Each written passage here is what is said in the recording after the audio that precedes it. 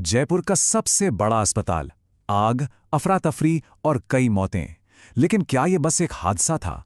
आइए इस पूरे मामले की तह तक चलते हैं और समझते हैं कि सवाई मानसिंह अस्पताल में उस रात आखिर हुआ क्या था। सबसे पहले, सबसे जरूरी बात, इस हादसे की इंसानी कीमत। सरकारी आंकड़े बताते हैं कि 6, जी हां, 6 मरीजों की इस आग में मौत हो गई। तो चलिए वक्त में थोड़ा पीछे चलते हैं। तारीख थी 5 अक्टूबर 2025। रात के लगभग 11:15 बज रहे थे और जगह थी एसएमएस हॉस्पिटल का आईसीयू। एक ऐसी जगह जहां हर पल जिंदगी के लिए जंग चलती है। तो सीन कुछ ऐसा है। जयपुर का सबसे बड़ा सरकारी अस्पताल। लोग यहां जिंदगी की आस लेकर आते हैं, लेकिन उस रात वही अस्पताल चीख पुकार और धुएं का मंजर पेश कर रहा था। आग लगी कहां? न्यूरोसर्जरी आईसीयू में। यह अस्पताल का वो हिस्सा है जहां मरीज सबसे नाजुक हालत में होते हैं, और देखते ही देखते जहरीला धुआं पूरे वार्ड में फैल गया। बस एकदम से भगदड़ और अफरा तफरी का माहौल बन गया। तो सवाल ये उठता है कि आखिर इतनी हाई सिक्योरिटी वाली जगह आईसीयू में आग लगी कैसे? जो शुरुआती जांच हुई है वो एक खास तरफ इशारा करती है।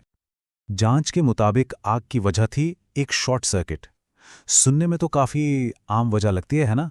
लेकिन आफत ये थी कि ये शॉर्ट सर्किट आईसीयू के ठीक बगल वाले स्टोर रूम में हुआ।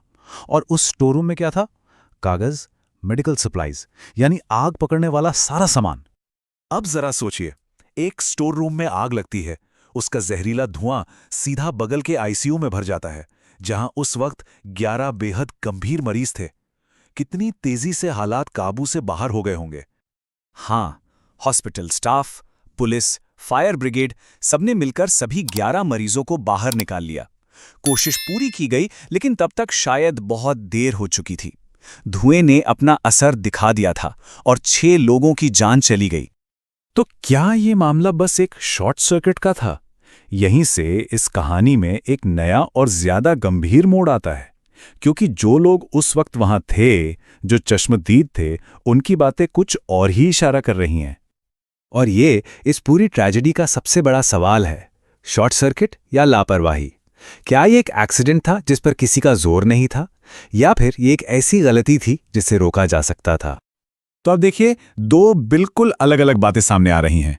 एक तरफ है ऑफिशियल वर्जन कि आईसीयू के पास स्टोर रूम में शॉर्ट सर्किट हुआ, और दूसरी तरफ है परिवारों की सीधे आरोप कि वहां सुरक्षा के कोई इंतजाम ही नहीं थे, अलार्म तक नहीं थे। परिवारों का कहना है, और यह सुनकर दिल दहल जाता है, कि उन्होंने पहले ही धुआं देखा था, स्टाफ को बताया भी, लेकिन उनकी बात को नजरअंदाज कर दिया गया। और जब आग बढ़ी तो उनका आरोप है कि कुछ स्टाफ तो भागे खड़े हुए। आरोप सिर्फ इतने ही नहीं है, लिस्ट काफी लंबी है। कहा जा रहा है कि आईसीयू में फायर एक्सटिंग्विशर काम नहीं कर रहे थे, फायर अलार्म बजा ही नहीं, धुएं के शुरुआती इशारों को अनदेखा किया गया, और जो रेस्क्यू ऑपरेशन था वो काफी डिसऑर्गेनाइज्ड था। अब जब इतने संगीन आरोप लग रहे थे तो जाहिर है सरकार पर प्रेशर बढ़ा। तो सरकार ने इसके बाद क्या कदम उठाए? सरकार ने 3 बड़े कदम उठाए। पहला, एक 6 सदस्य जांच कमेटी बनाई गई, सच का पता लगाने के लिए। दूसरा, पीड़ितों को मुआवजे और मदद का आश्वासन दिया गया। और तीसरा, ये निर्देश दिए गए कि स्टेट के सभी अस्पतालों में सेफ्टी सिस्टम्स को सुधारा जाए। ये मामला सिर्फ जयपुर तक सीमित नहीं रहा, इसकी गूंज दिल्ली तक सुनाई दी। प्रधानमंत्री नरेंद्र मोदी और गृह मंत्री अमित शाह दोनों ने इस घटना पर दुख जताया और कहा कि जो भी दोषी है उसके खिलाफ सख्त से सख्त एक्शन होना चाहिए। लेकिन इन सब एक्शंस और वादों के बीच कुछ सवाल हैं जो अभी भी हवा में हैं, खासतौर पर उन परिवारों के लिए जिन्होंने अपनों को खो दिया है। उनके लिए ये कहानी अभी खत्म नहीं हुई है। परिवार और ऑपोजिशन पार्टीज, उनके लिए ये कहानी अभी खत्म नहीं हुई है। परिवार और ऑपोजिशन पार्टीज, उनके लिए ये कहानी अभी खत्म नहीं हुई है। परिवार और ऑपोजिशन पार्टीज, उनके लिए दोनों मांग कर रहे हैं कि इस मामले में पूरी ट्रांसपेरेंसी हो। उनका मानना है कि ये सिर्फ एक हादसा नहीं है, बल्कि ये दिखाता है कि सरकारी अस्पतालों में सेफ्टी को लेकर कितनी बड़ी खामियां हैं। ऑपोजिशन तो इसे सीधे सीधे ग्रॉस नेग्लिजेंस यानी कि घोर लापरवाही का मामला बता रहा है। उनका साफ कहना है कि अगर सेफ्टी स्टैंडर्ड्स ठीक होते तो इन मौतों को रोका जा सकता था। और आखिर में हम सबके मन में बस एक ही सवाल रह जाता है, क्या इस जांच से वाकई में किसी की जिम्मेदारी तय होगी? क्या अकाउंटेबिलिटी फिक्स की जाएगी, या फिर ये भी बस एक और ट्रेजेडी बनकर रह जाएगी? जिसकी रिपोर्ट फाइलों में दब जाएगी।